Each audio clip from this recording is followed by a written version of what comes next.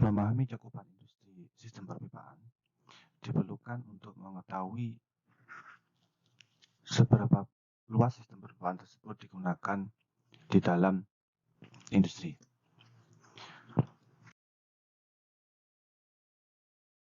Industri apa sih yang menggunakan sistem perpipaan?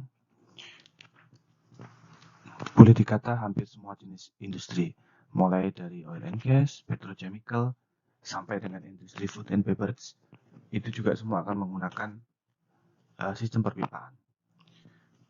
Kenapa?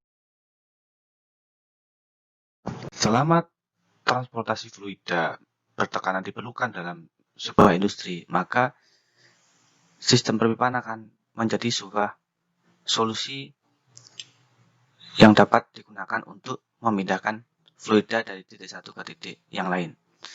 Kemudian juga kebutuhan dari utilitas, misalkan seperti water treatment, kemudian water treatment, kemudian juga misalkan air kompresor, tentunya terdapat fluida bertekanan yang dibutuhkan untuk menjalankan suatu bangunan atau suatu pabrik. Kemudian adalah mechanical seal antar peralatan. Ini maksudnya adalah ketika kita mentransportasikan fluida bertekanan, maka dibutuhkan seringkali dibutuhkan sistem pipa agar tidak terjadi kebocoran. Bisa saja sebenarnya transportasi fluida itu menggunakan misalkan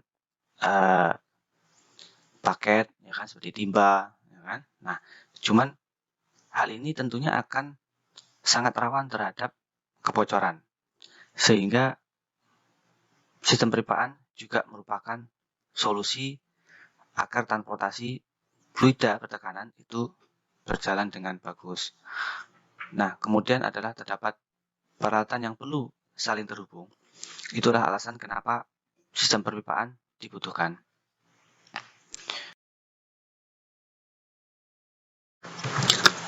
Nah, berikut dua gambaran ya sistem perpipaan pada industri. Yang pertama di sistem HRSG untuk power plant. Kemudian yang kedua adalah destilasi di petrochemical. Kalau kita bicara dengan pressure piping, di mana saja ruang lingkupnya, kita bisa lihat di satu untuk proses piping. Ini digunakan untuk mentransformasikan, untuk memindahkan fluida di industri proses, ya kan, seperti segala jenis cairan yang merupakan suatu produk. Kemudian di water treatment, nah, plumbing, kemudian boiler piping, kemudian sistem bahan bakar, air instrument, liquid natural gas, fire tube, gas transmission, kemudian refrigeration piping, lubrication system, CNG, steam heater piping, oil transmission, fuel gas system, cryogenic piping, slurry system, fire water system, beberapa jenis HVAC, kemudian juga hampir semua liquid hidrokarbon ditransportasikan menggunakan pressure piping. Kemudian juga ada water storm piping. Apa yang membedakan? Yang membedakan adalah standar dan kode yang akan digunakan pada masing-masing sistem tadi.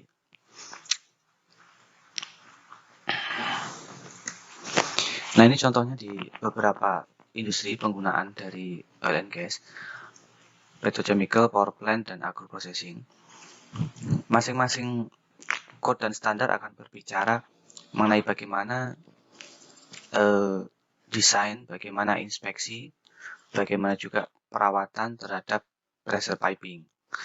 Misalkan di industri minyak dan gas, proses piping dengan power piping itu mempunyai standar yang berbeda. Terhadap standar nanti kita akan bicarakan di section yang lainnya. Kemudian gas emisi atau pipeline dan juga liquid transportation ini untuk pipeline di liquid itu juga mempunyai standar yang berbeda. Pada umumnya masing-masing standar tadi bisa diaplikasikan di industri yang berbeda.